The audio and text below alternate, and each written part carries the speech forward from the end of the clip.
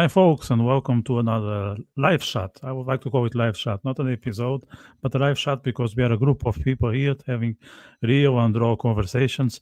Some might think that we are going to play cards here, given the title of the podcast, but that's not the case. But who knows? Maybe at some point we'll start just being playful because the topic is so much of a theater thing that I don't know in which direction this conversation is going. But I'm pretty certain that it will be quality, given that Marco is here and we have two guests that are at a very high standards. You know already Erez Modai from the previous engagements, and they have a newcomer here. You have Rafael Castro, and I'm sure he's a very good addition to our conversation. So stay around.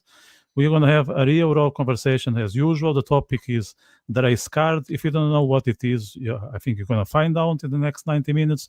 If you want to know more about it, it's a good it's a good motive to stay with us for the next 90 minutes. Or if you want to introduce this race card to someone who haven't heard of, please share the link and we'll be happy to engage with you. So the chat box is open. If you want to also award us with thumbs up, we'll be more than happy. If you haven't subscribed to the channel, it'll be great.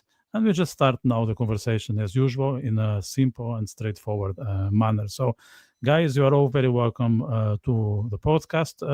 I will start with Rafael since he's new. So I think people are looking forward to see what he has to say.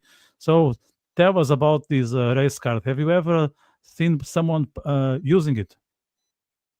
Well, I would say when did someone not use it?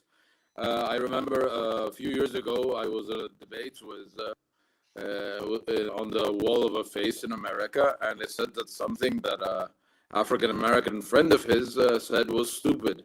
And because I said that his idea or what he had written or his comment was stupid, Rafael, I discovered I was sorry to racist. interrupt you, but your sound Yes. isn't great. I think you're Okay. better I before we apologize. start. I will immediately try to please, Erez and Marco, try to address this important question about race while I repair the issue. Okay? Thank you very No much. problem. Okay, We'll be here waiting for you. certainly. Same Okay, question so to Erez, maybe? Yeah. yeah, fire away, yeah. I'll volunteer. When we talk about racism, we are usually under some kind of trauma, and the term itself is not very clear, and it allows people to use it freely for irrelevant purposes, and I think it's worth digging into, isn't it? Absolutely. We want to explore this subject because very often racism is conflated with other things. It's misused, it's weaponized, and it's used in the famous shutdown technique to shut down the debate and delegitimize. And that's really what we want to expand upon this evening. So fire away with your considerations. Okay, usually racism is defined as attributing certain characteristics to people of the same race or people of the same ethnicity, as if those attributes flow in the blood or genetics of the lineage.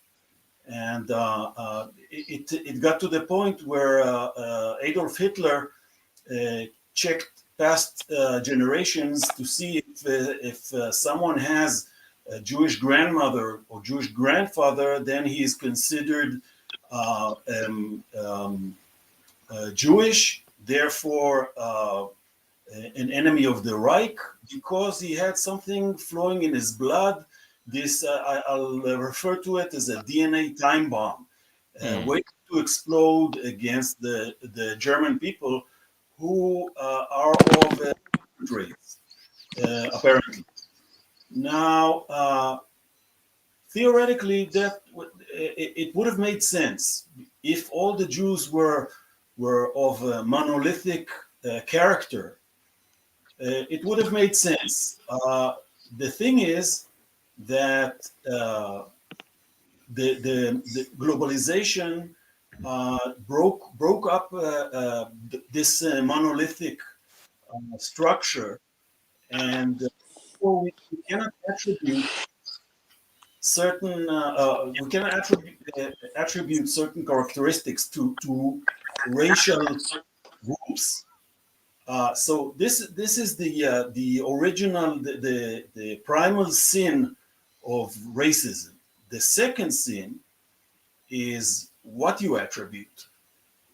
If you attribute to certain people that they are like this or like that, they're stingy, they are greedy, they are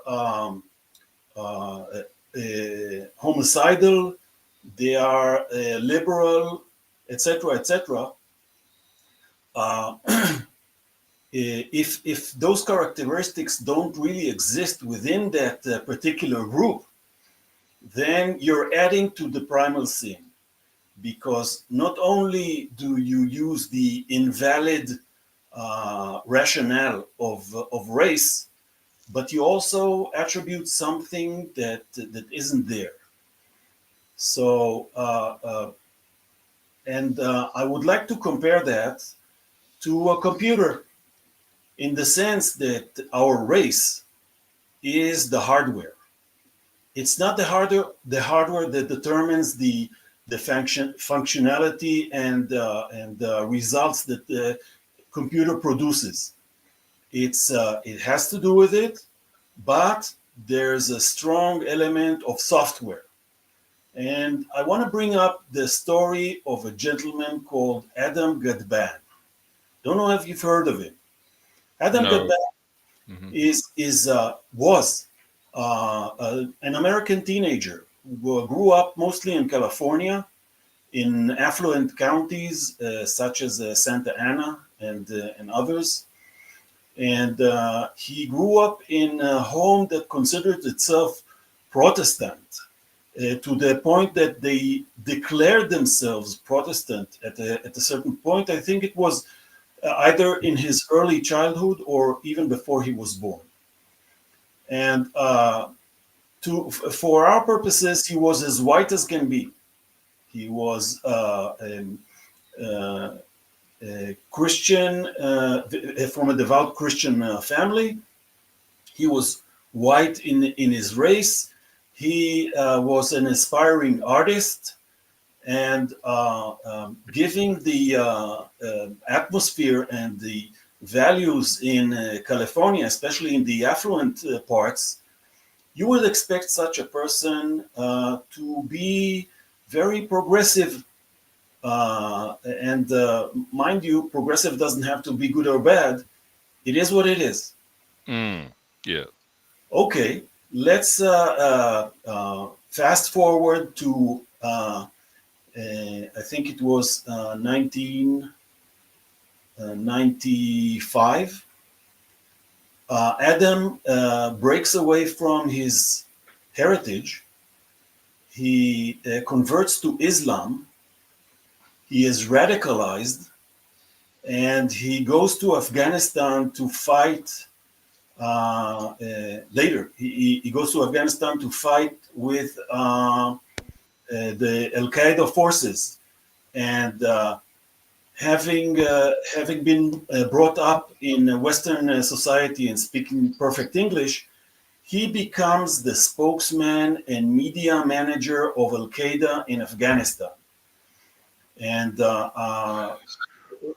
you can take this as far as you want. He was radicalized. He was an extremist. He was at a certain point, he was considered number 4 or number 5 in the Al Qaeda echelon, though he didn't have direct authority. And he was eventually killed by the American military in Afghanistan. Theoretically killing one of their own, because as I said, he was as white as you can be, with a golden boy from California, an aspiring artist, etc. Now, the reason I'm bringing Gadban's case is to rebuttal racism. He didn't change his race. He didn't become Arab or Muslim in his heritage, no time bomb, no genetic time bomb there. So how did he become this, not an arch terrorist, because he mostly was like a press attaché or something like that. But how did he become so radicalized? And the answer goes back to the computer model. Uh, Islam extremism was able to erase the software that he grew up with and replace them by a radical Islamic way of thought. So it's not that I don't believe in racism, but as Ben Shapiro said about 75% of black people in the United States being born to single mothers, he said, it's not a question of race. It has everything to do with culture. So the culture, I believe, is the dominant factor. Mm-hmm. Now, here's the problem. When you tell people that extreme Muslims are so and so, after you read the Quran, after you read books, they interpret it as you judging the brown people, which is racism. Mm. So the Yes, problem is the lack of distinction. Sorry, please. No, go ahead. No, I'm just trying to. I'm following your train of thought, and indeed, I would collect that. I would connect that to a certain extent with a sort of an admiration for a so-called innocent third world which could do no wrong. Right. And Islamic fundamentalism rides this tiger. I'm not talking about all Muslims. There are decent Muslims as well. We know that. Absolutely. We're talking about radical Islam rides this tiger of a third world that could do no wrong and that is victim of white colonialism and a distortion and a simplification of a historical picture. Vitor? Yeah, 100%. Actually, I remember when I lived in Budapest. I can give a concrete example. Uh, there was a guy in our circle of friends from Tunisia, and he would say that he would trust. And I'm going to be called racist with this by paraphrasing him, but I don't particularly care. This Tunisian guy, he said he would rather trust a Christian or a Jew than a fellow Muslim because he grew up among them. So he knew exactly what kind of breed are we dealing with. And this came from a Tunisian person. So this is not my comment. I'm just quoting him, and he knows firsthand by the people that he was in touch with at home, and also by those that he met when he moved to Europe, which were mostly Muslims at the beginning. So if if they are able to share that, let's say at closed door, maybe there is some truth to that. Maybe it's not just a myth. There is an element of manipulation, in this whole conversation that we all need to be aware of. And like any manipulation, it has a bad intent. It's not just there for fun or with a positive purpose. It's to take advantage. So we need to be very careful when someone is cheating to to steal our identities, to steal our ground. These people are playing a game that is not just unfair, it's also not fun. So we need to be very careful when we interact with these, I would call gangs, because they are quite nasty and they have a lot of intentions that are not always transparent. And they are not here to coexist, they are here to take over. So we need to be extremely mindful every time that we sit at the same table as these people. So this is just my personal experience. Now, I know it's just an experience, but maybe it's not that uncommon. Mm. And it's not because of their skin color, not because of how they dress, not even because of the God they believe in. It's because of their culture, which is very much aligned with extremist Islamism, which is not religious. It's actually a political system. It's a political system striving to assert itself all around the globe, and it has, as I said before, it has nothing to do with the skin color. That is why I brought the case of Adam Gadan, because when you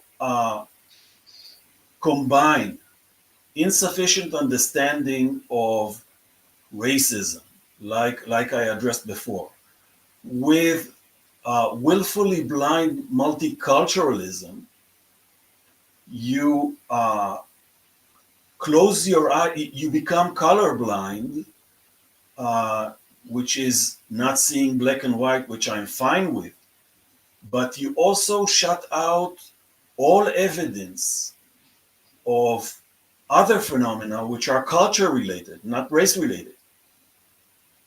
So this is and if you dare to say, wait a minute, it's not because they are brown or speak Arabic or what they eat or whatever.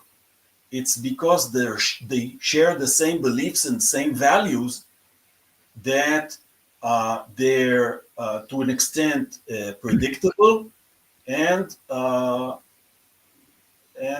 dangerous. Let's call it. So people shut this information out. In Sweden, for example, they don't even register the I don't want to say race, but ethnicity of rapists. They are so willfully colorblind that they are willing to have their daughters raped again and again. In Sweden, if I remember correctly, the rate of black on white rape is almost 100%. But they don't acknowledge it. If they don't acknowledge it, how can they prevent it? And indeed, and they do it out of fear of being called racists, right? And that's why we can say that the race card has been played with a great degree of success, because it's a recurrent pattern. We see it all over Europe, especially in Great Britain as well, where recent cases of mass abuse of young white working class girls by so-called Asians. Asians is a pretty large category. It spans China up till the Near East. So we see that they have played this card with a great deal of success, and indeed, up until now, it has proven to be a knockout blow. And people are finding it very hard to get up from it. There are rumblings of discontent now, but how do we counter it?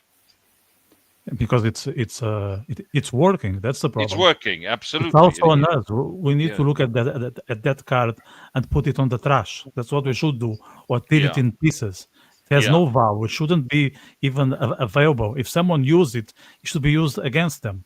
That's what we should do. If you show that you hold that card, even if you have it in your hands, it's already a red flag. You shouldn't even bring it to the table. Like, it's already an embarrassment if someone has that in their hands. Indeed.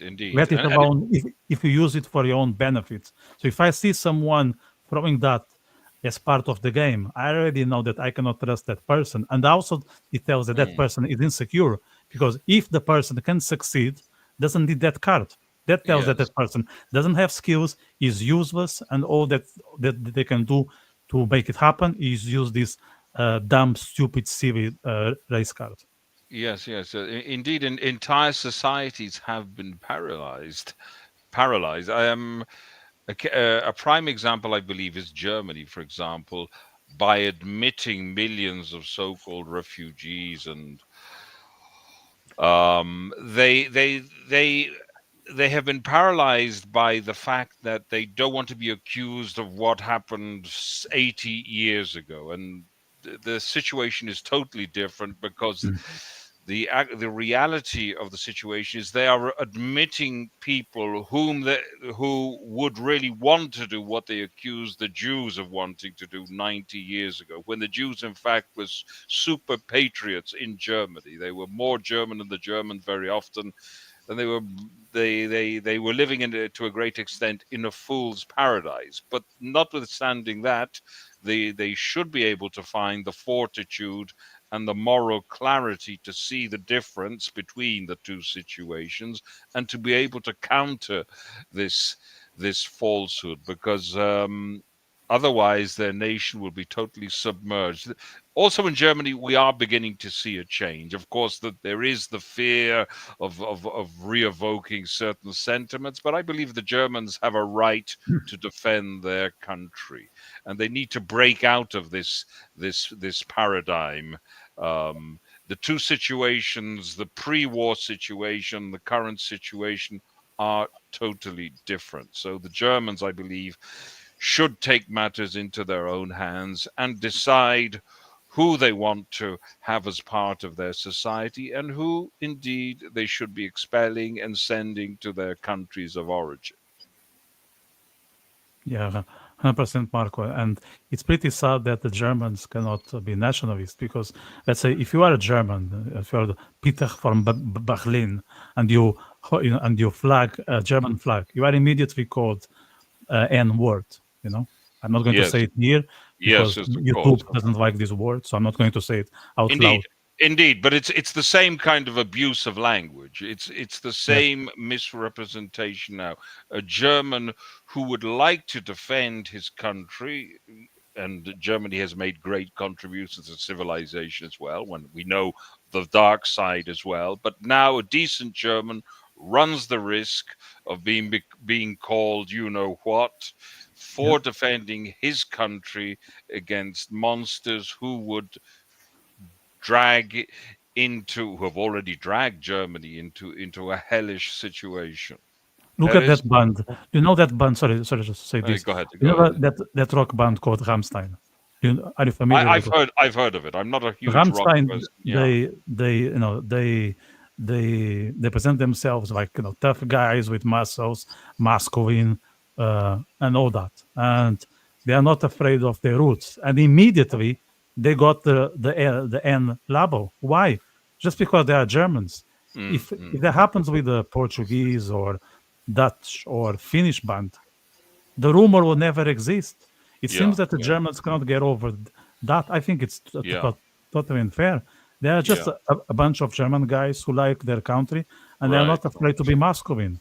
Why That's it's right. always connected to the N word? It's absolutely wrong. And I In, can I can guarantee you, if you see someone holding a German flag in Germany, I'm almost sure it's a migrant who is very proud of now being yeah, German, yeah, not a yeah, German yeah, guy, because they yeah. are They're afraid of afraid. being They're German. afraid. They're That's very afraid. sad. If you are afraid of being Yeah, yourself, then you are a loser. yeah, Sorry, yeah. Erez. Indeed. And I'd say Europe and the whole Western world are traumatized by the past sins of racism. There was an article, something like 15 years ago, I believe, by a Spanish publicist who wrote, "We, Europe, have exterminated the wrong people," meaning that they should not have exterminated their Jews. Uh, they should now exterminate, that was implied, the Muslim and immigrant elements which are a threat to their way of life. Mm. So he, I don't, I'm not sure he made the distinction between culture and race. Mm.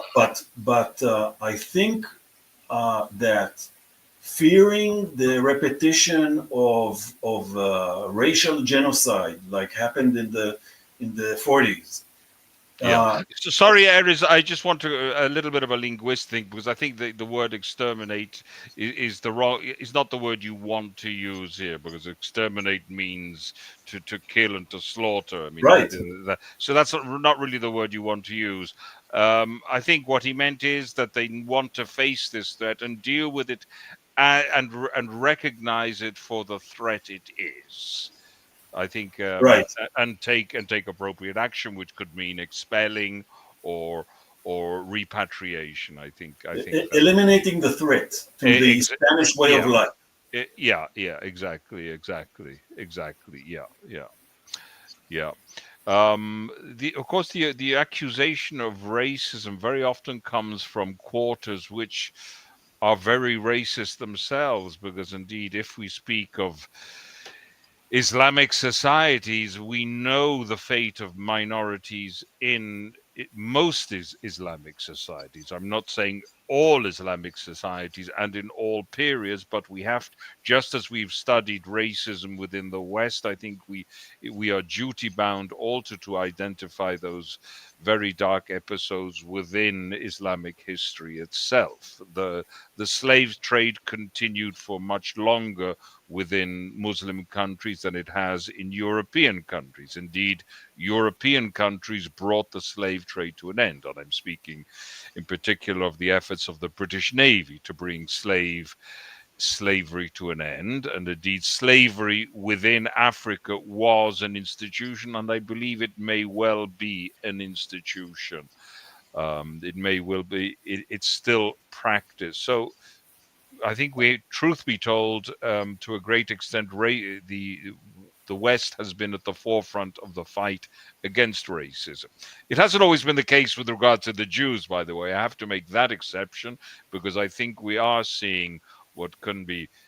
We're using racism in the more expanded sense of the word. Certainly, this prejudice is a constant, and I believe that very often what we see now is very often Pavlovian anti-Semitism. People don't even understand why they're doing it. They are all too ready to commit themselves in anti-Israeli positions without having considered the historical facts. So I think we have to be careful. I think there is a certain amount of racism in this respect, which has been resuscitated to a great extent by the imported minorities who are carriers of this virus. There is also the element of projection. Many of these people believe in rape, for example, as a legitimate means of war. And they do it in Sudan, they do it in Nigeria, they did it in Iraq, ISIS. ISIS, by the way, had a very extensive slave trade. They traded in infidels, mostly women, for sexual purposes. Women and children, yeah. Right. So these people, they are not suffering of racism. They are projecting their own racism against other people without regard to their actual opinions. And I'll give in two examples actually. In 1948, the area of Lydia and Ramle, two Arab towns at the time, was occupied by the Jews according to the partition plan. Now they wanted to talk to the town elders, the most respectable people, and they talked to what is the equivalent of a mayor. And he was pretty fearful, and he asked, "What will you do with us?" And it's the saying is attributed to Moshe Dayan, who said, "We're going to do to you what you were going to do to us." And this mayor fainted because what Arabs were willing to do to Jews, he projected on Jews, and he was fearful. So he fainted. And a more modern example, just today I saw an interview with a Zionist activist who happens to be Arab. and he has the appearance of an African. He's very black. He looks like people in East Africa. Where is Uh, he from, may I ask? May I ask, where is he from? Which part of I think Israel? he's from Haifa. Ah, Haifa. It could be. So of the local population. Yes, yes. He's Ah, he's is an it? he's an Yeah. Israeli Arab. Yeah, And, I was just wondering because there is a village called Jisr Zarqa where most of the mhm, people there are of from Sudanese Sudan, or yeah. I was just yeah. right? And he said that never did he encounter Jewish racism, but he was called a slave by Yeah, Arabs all the yeah, time yeah, because Arabs consider black people to be slaves, to yeah, be yeah, subhuman, to be an animal. yeah. I've heard this as well. Yeah, this is a recurrent thing. Even the people of African origin in Gaza and in Jerusalem as well. There's also an African Arab minority, Arab speaking, in the old city of Jerusalem, which people may be interested to know. Yeah, sorry, I interrupted you. And I'm almost done. You Yeah, mentioned Gaza. In Gaza City, there is a neighborhood that its name translates to the slaves that's right. That's right. That's right. because the African minority was basically secluded in this neighborhood, and Yeah. it got the name the slave neighborhood. Yes, yes. I believe we can also look at another aspect of racism in the sense that all the European leaders that are rushing now to the Islamist regime in Syria and ignoring the atrocities and the sexual violence of the new regime, they are conveniently ignoring the the these atrocities and already funneling money to these criminal regime. So they seem to regard the victims here as some kind of subhuman elements as well. This is the great tragedy, which isn't often a highlight, which is I should say it is studiously ignored. Right, because again, they are willfully blind to culture characteristics, which are extremely clear if you are willing to face the facts. Yes. Because in Syria is a good example. The Alawites, which is who are basically a Shiite sect, Yeah. and was a minority in Syria, ruled the Sunni masses with an iron fist, and including the whole arsenal of dictatorships, secret police, tortures, rape, murders, what have you. Yeah. Now the tables have turned, and the Sunni rebels are doing that to the Alawites. Now, Yes. and they're declaring it. We are going to exterminate you because of what you did. Yes, they're saying it quite openly. I've also seen the videos that they themselves shoot. Yeah, that's very true. Yeah, yeah, yeah, Right. yeah. So, and you see it all over the Middle East. Yes. It happened when King Hussein was afraid for his throne and killed tens of thousands of Palestinians. It happened in Iraq, where once the Shiites were giving some kind of autonomy, they started to massacre Sunnis after Iraqi freedom. So that is a part of the culture. And as I said before, culture is a force of nature. It is what it is. I'm not saying that my culture is better than others. I'm saying that there is a thing such as culture that can either be compatible or incompatible with your own, Indeed, but it's indeed, certainly different. indeed, indeed.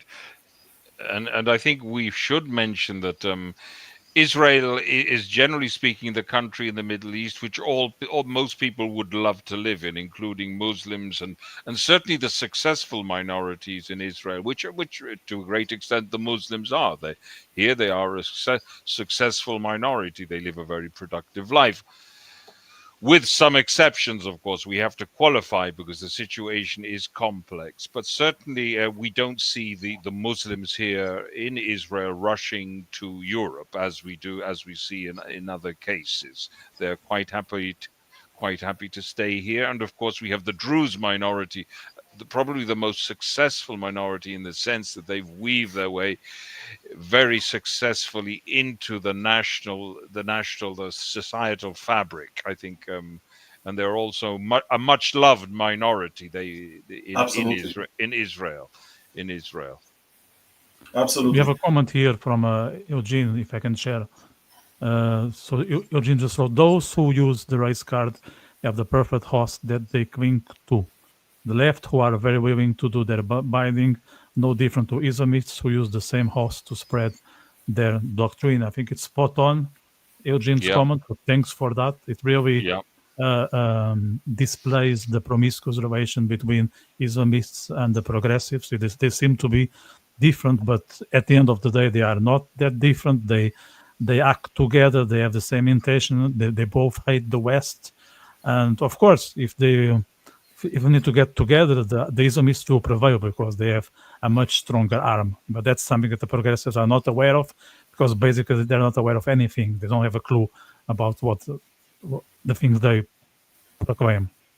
Because they are willfully blind, because Yep. they shut out the facts, they shut out history.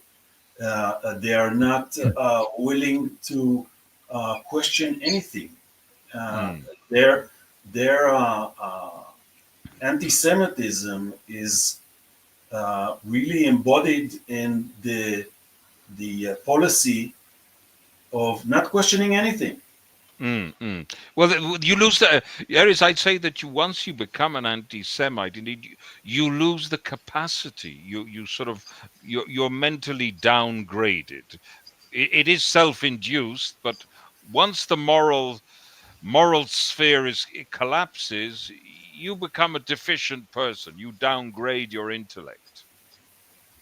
Right, there's a professor, an Arab professor in the Hebrew University in Jerusalem, that published articles that said that the fact that, as opposed to basically every army in history, the IDF does not rape Arab women is racism. Yes, yes. It means that we can do no right in her eyes. Can you remind me who this professor is? Because I have heard this before. You. I have to look up her name. Right. It looks like a joke, Erez. Like Yes. if I wouldn't know you, I would think you are Yes, joking, yes. because it's unbelievable. No. I How can think someone be a professor and say those things and still well, be a professor? in Israel you can do that. In Israel, if you want to be not just actually, in Israel, but we're at the forefront. We have some issues which we have to solve. it's a question of values. Yeah. If you value the narrative and the honor of Islam and the need to win and subjugate the infidels, if you value it higher than the truth, it's easy. You are not committed to the truth. If that's your scale of values, yes. Right. And I think it's a shame that universities allow that, because universities should be shrines of truth. But apparently, the most progressive and advanced universities around the world in the West are not committed to facts. No. Actually, I was talking to a relative last time I was in Portugal, and we were surprised that one of our neighbors, who is a dumbass, sorry for the wording, but he's really a dumbass, and he made it to university, he is now a professor, and that relative was saying, how is it possible that this guy is now a professor? And I just said, no, it's not about him. That tells how downgraded was the university. If that guy now is a professor, it's not about it's not about him. It's about the university that's opening doors to people like him. That there's no skill test, there is no ability check. It's all about your fake values. That's all you need. That's all you need to get in. So I think most cases it's not about the individuals, it's about the institutions, and that's what we should target. Hmm, hmm. Right. And insist on the truth. It may be a losing war because believing that Jews are committing genocide and have already killed tens of thousands of babies. That's what they say. Is much sexier, let's call it, than believing that the IDF is extremely careful with bystanders to the point that the IDF sometimes endangers our own troops. All too often. All too often. All too often. All too often. And I consider, and I have to be perfectly frank with you, I consider it highly immoral for our troops to be endangered in an effort to safeguard a population which, to a great extent, is an accomplice to what happened on the 7th of October. And this is a form of racism. I think this is a form of preferring a population that supported and voted Hamas to our soldiers who have been risked in booby traps and going down tunnels. I think this is a very flawed, and this is immorality. This is the height of immorality. Yeah, it's mad. And actually, when people say that Israel is committing genocide, just look at the numbers. Just look at the natality rate in Gaza. How come that the youth is just growing? Maybe the genocide is not doing properly, because if the genocide will be done properly, there wouldn't be this exponential number of youngsters all the time in Gaza. But these guys don't understand what is natality. Maybe they don't know mathematics. Maybe they don't know nothing. They don't know geography, just to start with. So how can they claim this genocide? When there's more and more young people living in Gaza. Just look at that. Right. That's right. But bad faith informs everything here. You see, language has no value. Words lose their meaning. Words lose their meaning. Genocide is an absurd accusation by those who have consistently attempted to perpetrate genocide. That is what Palestinianism is. It was born to wipe out the Jewish presence in the Middle East. I'm not talking about every Arab. I'm talking about the ideology, Palestinism, those who have embraced Palestinism. And Palestinism, let's be perfectly honest, is an ideology which downgrades those who it purports to represent. It has ruined the lives of many potentially decent Arab citizens. It has poisoned many youthful minds. And I think this is racism. Racism, which has been funded by many Western countries, by the European Union, and individual by the member states. And we also have the case of US aid as well. We're waiting for things to warm up a little bit more on that front there, because I think things will become very interesting when we understand where the US aid funds went to. Erez. And UNRWA. Let's not forget our friends Not from UNRWA. Last but not least. Yes, who educated Palestinians to commit genocide. Absolutely. If I'll give you an example from a math book to third graders. If you kill 2 Jews and then you kill 2 other Jews, how many Jews have you killed? That's Indeed. a question out of a math book for third graders.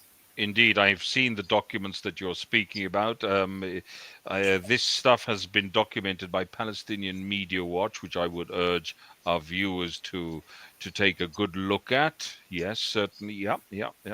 What about so I think we should never tire of repeating this, that the European Union has been funding genocidal pedagogical material. Put it this way. I think we mustn't stop banging on about this, because this needs to be reinforced and driven home.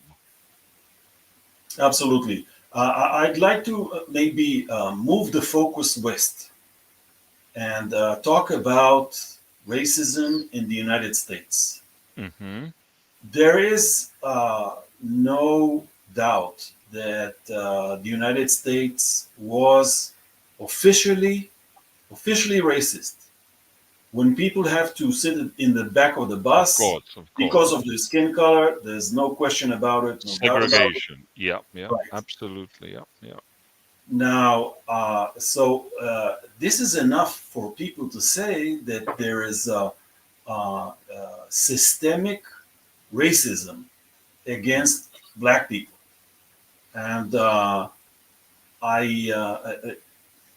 these people who believe in this systemic racism are also shutting out the facts that there are considerable cultural differences between the different communities in the United States.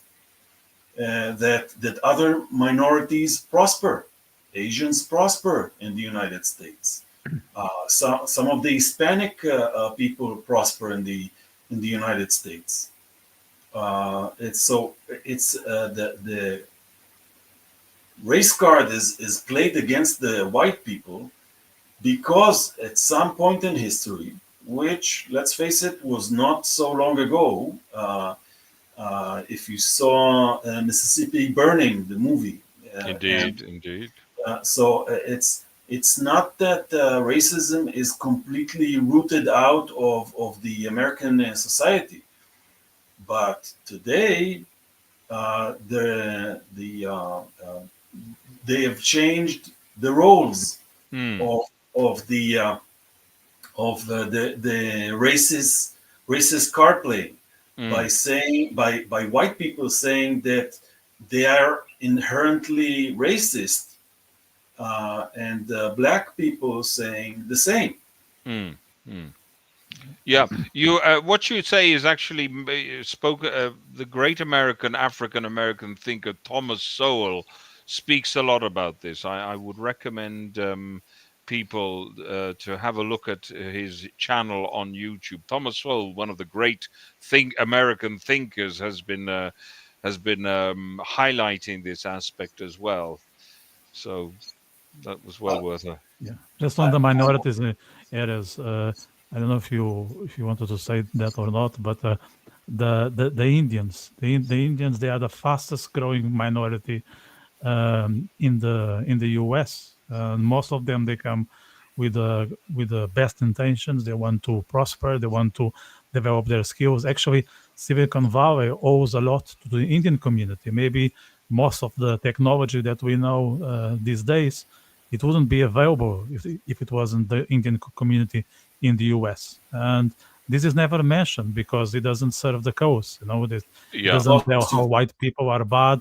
It doesn't tell why blacks cannot thrive. So it's just hidden because it doesn't serve any agenda, and that's very, very sad. I think it should be mentioned. And the other thing that I find very annoying on this race card is because the race card is not only used to blame discrimination or negative discrimination, it's also used for positive discrimination. Like there is this whole thing that, for instance, that in terms of black people, like black people know how to dance. Why? Yeah. Why is that? And I'm not denying that black people don't know how to dance, but you can say that out loud. So if it's a positive discrimination for non-white people, it's okay. You can have a preconception about blacks, Muslims, Chinese, you name it. That's fine. But if it's negative, then and the other way around also applies to white people. You can say bad things about white people, but you cannot say good things about white people. So where is the criteria? Where is the criteria? Maybe the answer is there's no criteria. Right. Let's talk about the criminal from El Salvador who was sent back home. And there was an outcry in the United States that it's not fair. Some said it's illegal to deport him, and it didn't matter to the people who supported him that he raped a 17-year-old girl, he raped an 11-year-old boy in the United States. He had countless indictments and he was in convictions. But if he is quote unquote black, then he can do no wrong. He should be brought back to the United States. And that's also racism, because the racism is like it was attributing bad qualities to Jews. It's revoking or denying bad qualities from anyone who can wave the race card. Marco, I want to ask you something in terms of Ireland. So there's a comedian. I can't remember now his name. It's a pity because he's very good, but I will find out and share with you guys. He's an Irish comedian in the US, which doesn't tell a lot because there are there are so many. Anyway, he has a joke that he says that he doesn't understand why Irish people are racist because they pick their own potatoes. They never had slaves looking after their potatoes. So where is the white guilt for Irish? Yes, So indeed. I'd like Yeah. to, I'd like to understand, like, because it's not that I find reason when it comes to the British or the Portuguese or the Spanish, but the Irish never colonized. Why do they No. embrace white guilt? As an Irish man, would you have some Well, explanation for that? I think there are people who are better placed to answer that question because I haven't lived in Ireland for 40 years. But what you say is perfectly true. You're more in touch with the Irish reality than Ireland never colonized Only any with Guinness. country. Only with No, Guinness. yeah, no, Ireland never really colonized. I mean, unless we speak about the times of St. Patrick, so we're talking about the Roman period when they did, but that's a long time ago. But certainly Ireland doesn't have never had any colonies, and it has under this progressive regime, as it were, it has imported it, and now the chickens are coming home to roost in Ireland. It has imported minorities cut from the same cloth as the minorities which we've just discussed, which are causing significant problems in Ireland. Indeed, to want to safeguard also an ethnic majority in a country is also considered racist, which I find it absurd. I think Irish people are perfectly entitled to want to maintain ethnic, let's say, an ethnic supremacy in terms of numbers in their own country. I think not only are they entitled to, I believe they are duty bound, as indeed any national entity is. Israel too. We are perfectly entitled to maintain that balance, and I think the Irish should bear that in mind before it's too late. And I hope it isn't too late. But there seems to be a bit of a reaction now. Yeah, I just find astonishing how come that narrative be sold here because there is no um, facts or events in the past that will justify. But maybe it's just trendy. I think, like my guess as a as someone living in Ireland, I think we can blame the corporations and all the propaganda that they do. The corporations are my favorite that I always mention in this Mm. podcast, the NGOs, Yeah, the yeah, corporations yeah. and the NGOs. I think they are quite present in this country. They have an influence that is not Yes. beneficial by any means, and maybe they propagated this narrative in a way that you cannot stay away from. So I think there are those to blame. Now, I would like the Irish people to be more resistant, and I try to appeal in that manner, but it seems that the machine is quite effective. It has been certainly. It has been certainly.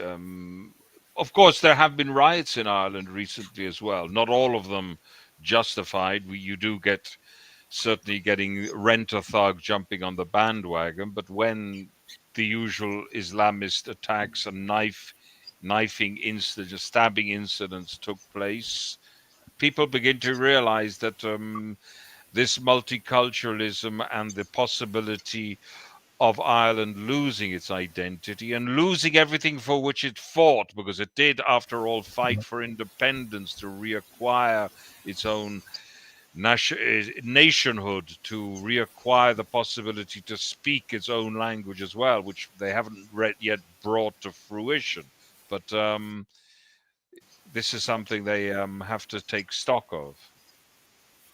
Yeah, there are. I mean, there are people gathering and trying to resist and spread the word and use the social media channels to increase awareness. And yeah, I think they achieve some results, and perhaps it's a matter of a few years for us to be able to balance the narrative. But it's a tough job, especially because those who are in power, they they they are privileged, which is there's another thing that I find very very annoying, that most people who are welcoming uh, Muslim minorities into Western Europe, they live in the most posh neighborhoods. I don't know if in Indeed. Israel is the same or not, but it was the same everywhere I lived in Europe. It's the same in Ireland. Israel's It was the different. same in Hungary, that there are Yeah, barely any Muslim. yeah, All the people who were out in the streets saying, "Please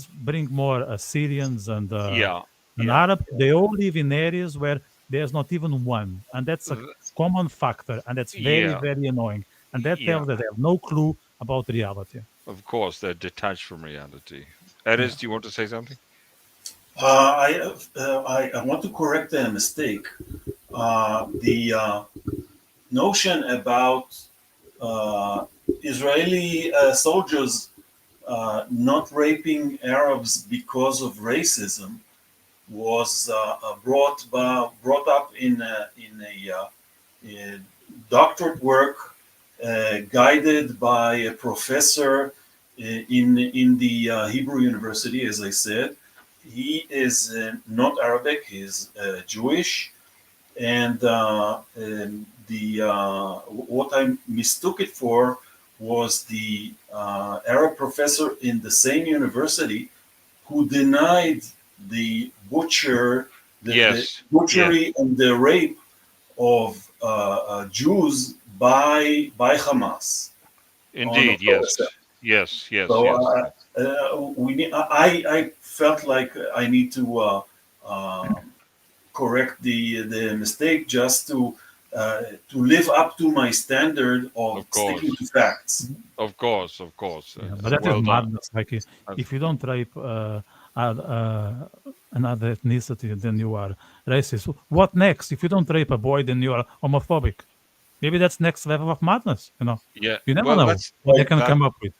that's it. That's it. You encapsulated the Or a, madness. or a Yeah. trans. I mean, there are no trans in Palestine, so we are safe. Not, We won't be called transphobic just because there are no trans people there. Because Hamas already killed them all. So Right? And when Ahmadinejad, the Iranian president, was asked about homosexuality in Iran, he said it doesn't exist.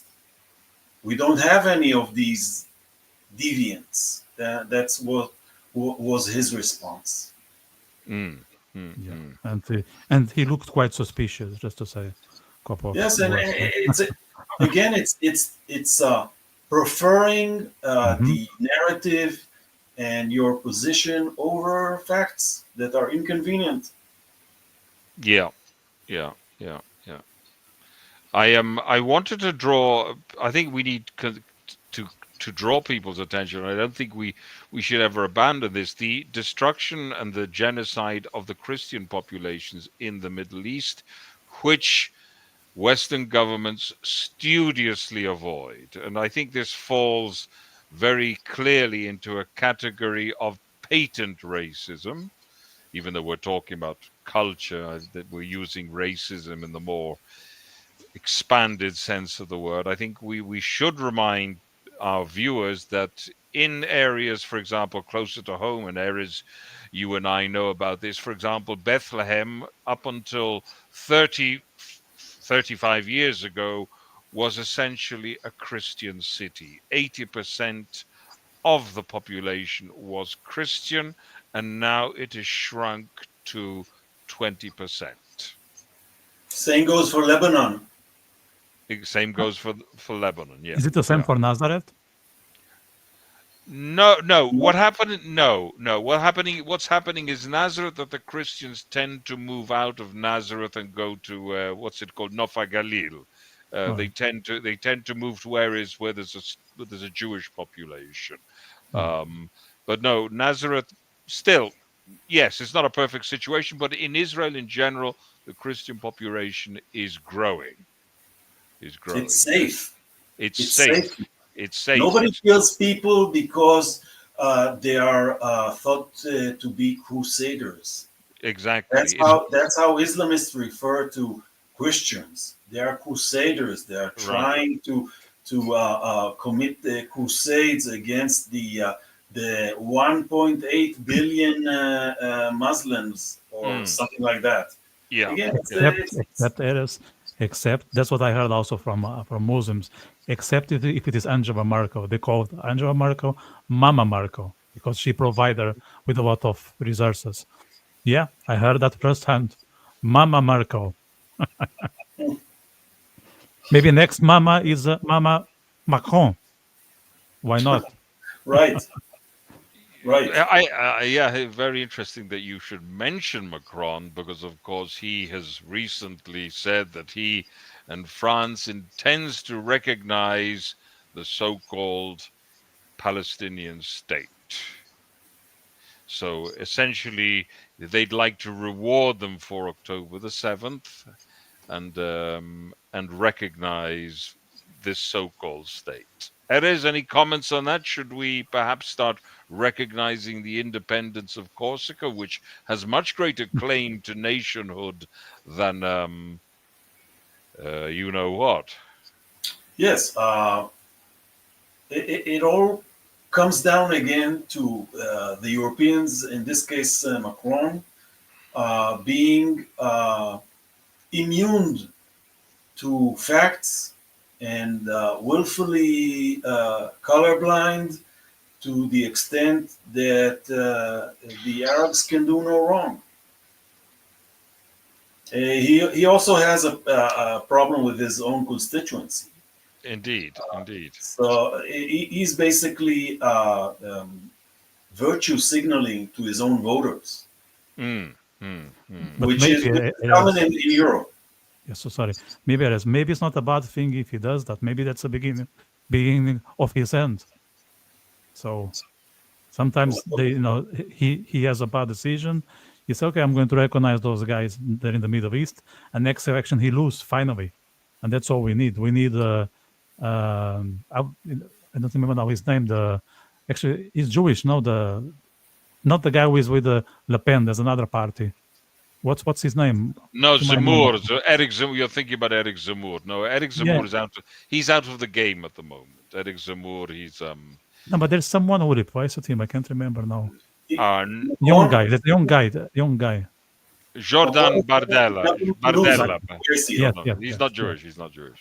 Macron just Zemmour managed Jewish. to put his main opponent in prison for 2 years Yes, yes. and away from politics for 5 years.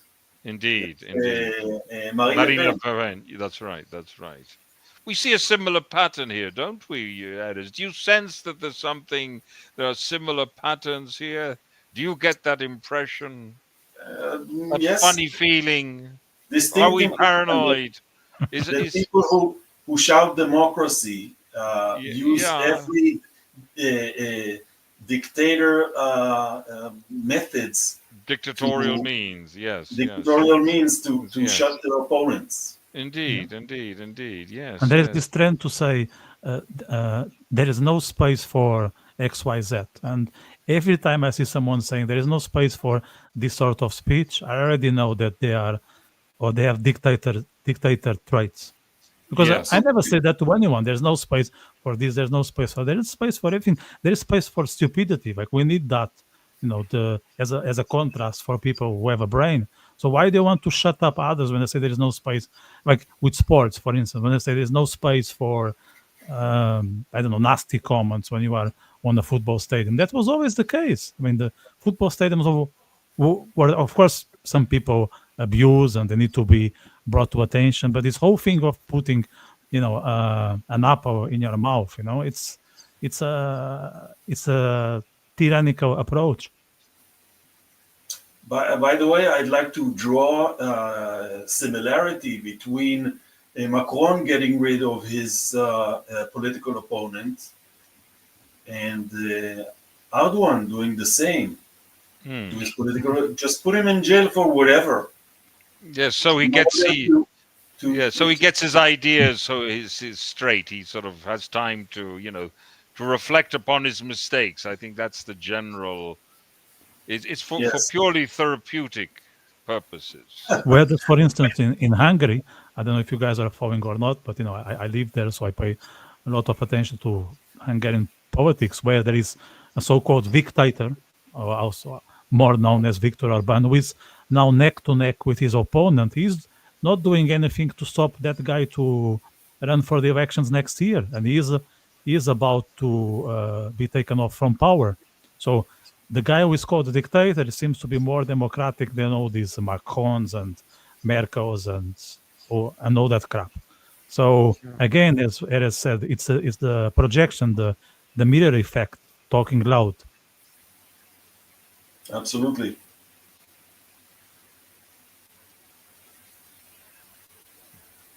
I think the trauma of racism is so deep, especially in Europe, but also in the United States, that it paralyzes people. It makes them put their brain on hold and just If they have a brain. stick to what is safe. Safe is protecting the minorities, regardless of what they do and what makes them a minority. Safe is attacking the white colonizing people and ignoring the fact that Israel is mostly brown, in the sense that there are more people with roots in Arab countries than people who came from Poland, like the Arabs like to say. So playing it safe for electoral considerations and for virtue signaling is very, very common. Very common. Why waste IQ if there's danger that it will hurt you? Indeed. What you say reminds me of the recent episode of the British government banning a French philosopher from entering Britain. Have you heard about that episode? A philosopher called Camus, who's basically spoken openly about the replacement of European population. It's the so-called replacement theory, okay, which I'm sure you've heard about, the replacement theory. I believe it's not a theory; it is a reality, because it's clear that should things continue at this rate, the native European populations will be a minority in the next 50, 60 years. Not just the fault of the immigrants, by the way, it's also the fault of the indigenous populations that don't reproduce. Which is also the result of a lack of values, in the sense they don't have a sense of a project of giving continuity. So it's not just the fault of immigration, it's also the fault of a decadent society. Marco, if I understood correctly, they banned Albert Camus, right? No, it's not Albert Camus, it's Camus. It's another Camus, not this. It's I believe, I'll be shocked because if it be Camus, he died. He was a communist. He was an died. Algerian migrant, but That's everything right. is possible coming from the British government. So No, the British government quite surprised. Yeah, they're quite mad now in Britain. They're quite mad. The recent government is even worse than the previous government. Hardly surprising, but yes, that is the reality. Yeah. But at least they recognize the genders. Let's give them that. Yeah. That Let's give them that. At least that. Maybe. Let's be charitable. Be charitable. We're thinking of giving back the golden sausage, but now the golden sausage is on hold.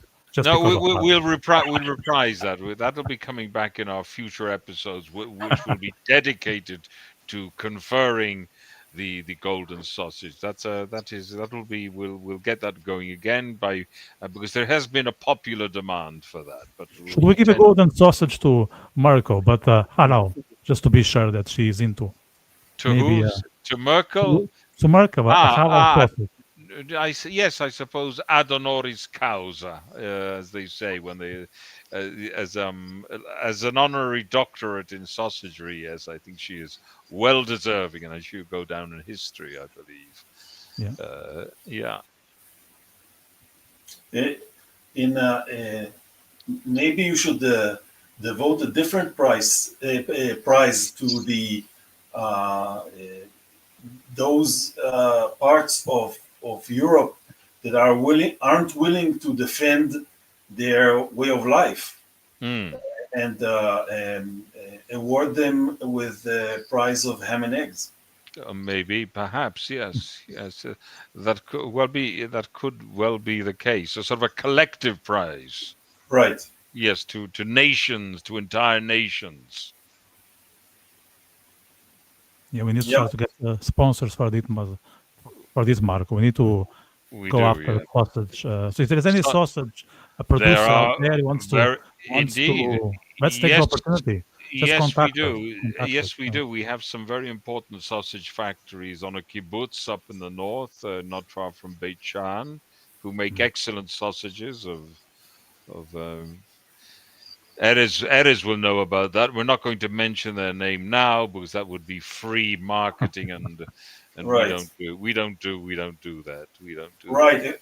If I may propose a candidate for the sausagery Mm. prize, uh, there was, I think, a U.S. senator that flew to El Salvador, thinking he was going to rescue this freedom fighter, this innocent poor immigrant who just came to adopt the American way. And on his way, he found out that he is a serial rapist. Oh, right. Yes, that's pretty impressive. That's pretty Yes, impressive. yes. That reminds me of the episode of the CNN reporter going into the prison in Syria. Do you remember that?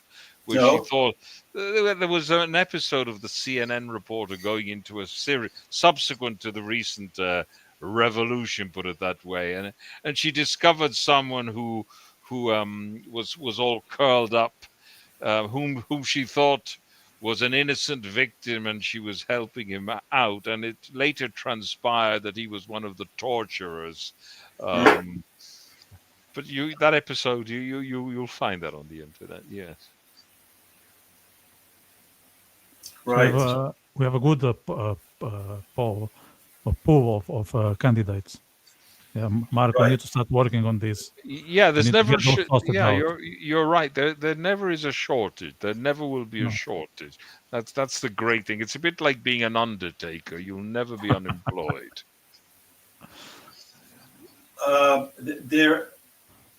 There might be an underlying cause to the problem of playing the card of racism. There is a law, I forget its name, that says that the more ignorant someone is, the more that person feels free to have an extreme opinion about Mm, the Yeah. subject. And mm, unfortunately, that applies to European leaders, to pro-Palestinians, and many more, who, as I mm. said before, keep their brain in mint condition by not using it. Yes, and I see. I get your point. Yes, absolutely. There is the counter argument, of course, that many, especially, and we have examples of this of the period in Nazi Germany, that many of the Nazis were indeed university graduates, doctors, um, But there is something to what you say. When somebody enters into that immoral sphere, the intellect collapses. It ceases to be a functioning. The brain ceases to be a functioning organ. Let's put it that way. Right. And I think it's hard to go back because it gets into pieces, and they will never be able to collect and make To sure it's reassemble intact. them, yeah. Yeah, Like it'll Humpty never be Dumpty. intact again. Never be Like intact again. Humpty Dumpty. They also lock themselves in a certain position Yeah. that it's so extreme that they can't really back up from. That's right. There's no way back. You're right. You're right. And I think there is also a psychological trait of narcissism. Like people Yeah. want to Yeah. gather attention. They don't have the right skills or beauties, to be on the spot. And the only way they find is through these foolish race cards. That's why they use it, because if it's not that, they will never be platformed. So they use this because there's nothing else they have at hand. They are running out of options. So if someone is pushing that card, it really tells that their skills are barely nothing. Yes, and it's a point of no return for many. It's a point of no return. Yeah. Maybe for all Western civilization. That's a serious concern.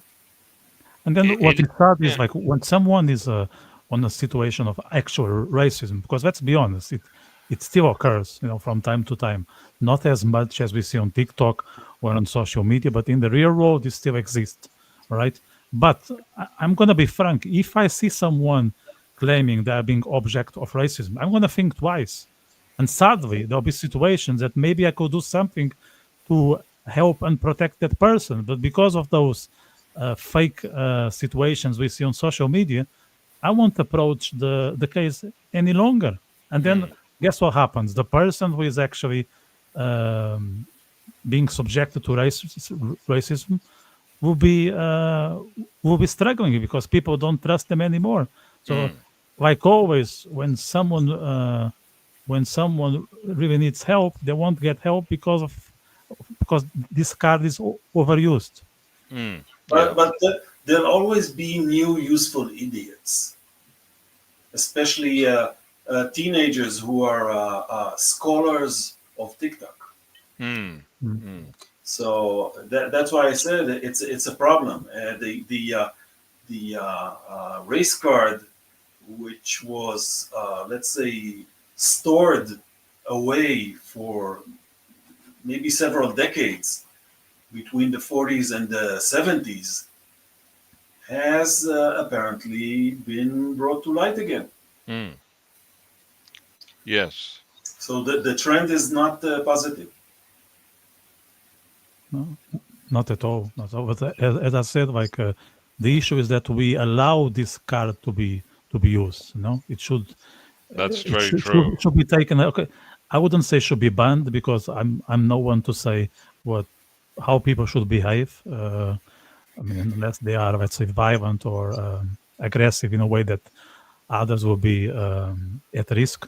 But it should be seen as a red flag. If someone has this card in their hand, it should be already be taken and treated as a red flag. That's how we should name the race card. Race card is a red flag. That's simple. Right.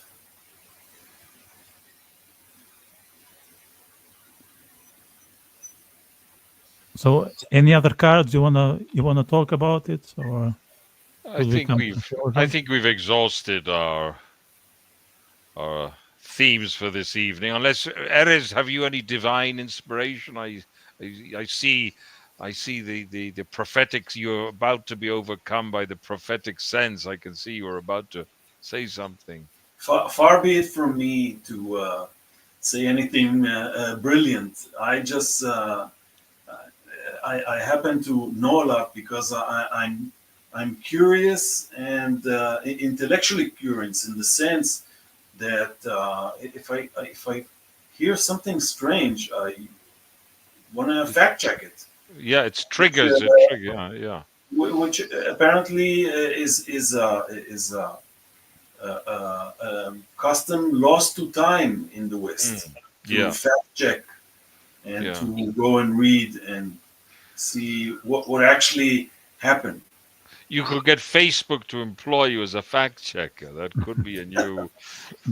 Marco, they shut down that whole department.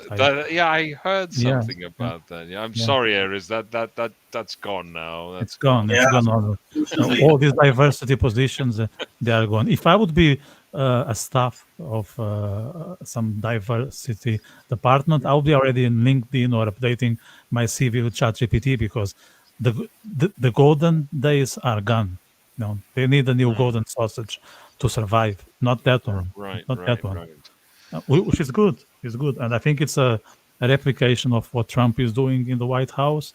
Like I think we should all praise how Trump is approaching the culture wars. Maybe others that he could do a better job when it comes to cultural wars. I think he's succeeding, but that's another topic for another time. Yeah, yeah, yeah. I want to maybe finish with a recent case I encountered.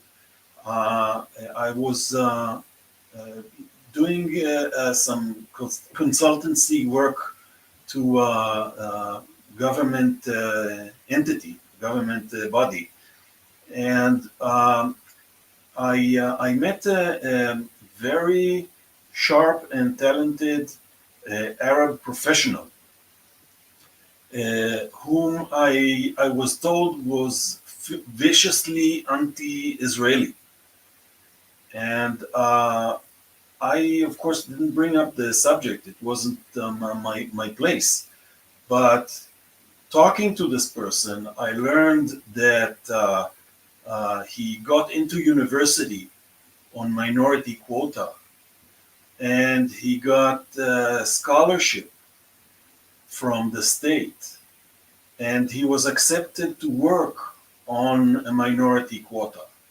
So, and being so viciously anti-Israeli, to me, is the embodiment of the deceit in playing the racist card, because this person was actually given more than Israeli Jews are given by the state, and to get everything from the state and to still wave the racial card is very dishonest.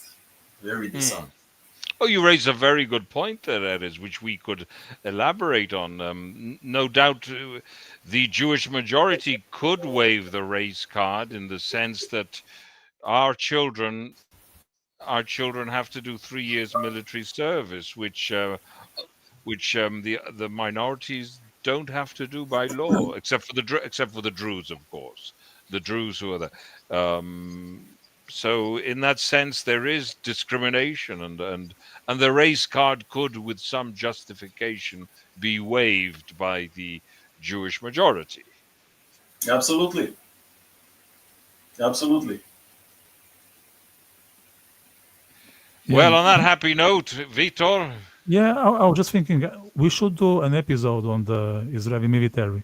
I think there's a lot to clarify. How it works, the rules, because there are so many myths in the Western media that we need to dismantle. So I suggest you guys that we'll do another or a separate session on the Israeli military. But we discuss that offline.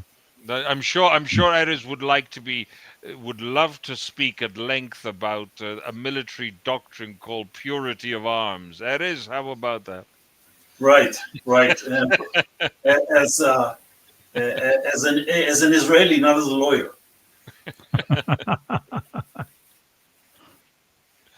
Yeah. Right. Good, Let's good. come to a closure. Then it's nice. Now it's nicer because with this light I'm darker, so I can afford to be more worthy with my speech. So Yes, maybe you are. yeah, I'm darker. I'm darker and more handsome-ish. So that's all good. It's all good. And more virile. All the time. So I want to thank you guys for joining this discussion. Erez, you are already pre-invited for the discussion on the military topic. So Thank you very much. let's schedule that session. If not this Wednesday in May, because I'll be around. I'll be in Africa, by the way. Before people call me racist, I'll be in Africa. Yeah. I'll be in São Tomé and Príncipe for 10 days. Right. So just for people to know, after this speech, I'll be in African holiday. So and I look forward to it. It's a former Portuguese colony. So people can take a note of that. I'm a Portuguese man myself. So just write it down and see if it's coherent with my words. So I want to thank the viewers for sticking with us for the 90 minutes. If you resonate with this conversation, please award us with a thumbs up below. If you haven't subscribed, it would be also great if you can do so. If you know someone who is into these real, raw, and straightforward conversations, it would be very helpful if you can share. And Marco will be back on Wednesday, right? We'll be back on when? When are we going to be back? Wednesday. Wednesday. Wednesday. We're watching the Champions League or something. No, I don't watch football anymore. I've stopped watching football. That's not very masculine from you, Marco. Now you disappoint me. Yeah, I have to say it. When Jimmy Greaves died, and being a Tottenham supporter, I have nothing to hope for. So it's the semi-finals of the Europa League. So I know. But I only watch 60s videos of Tottenham nowadays. When in the glory days. Maybe the glory days are back. Fingers crossed. Because actually, I would love Spurs to win the Europa League. First, because I'm a Spurs fan, and second, to piss off the anti-Semitic crowd. For these two reasons. There's a lot to cheer for Spurs. And Erez, I hope I see you in May, and we're going to discuss the military stuff. And I hope I see everyone on Wednesday on the other side of the screen. So have a good rest of this. Of Easter for those who are celebrating it. Take care, everyone. All the best. Thank you very much. Bye-bye. Bye. Bye.